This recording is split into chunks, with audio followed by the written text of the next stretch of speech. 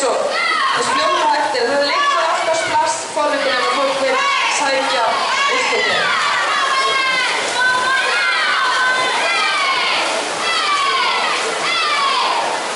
Þá erum við að komast inn í 4. grein.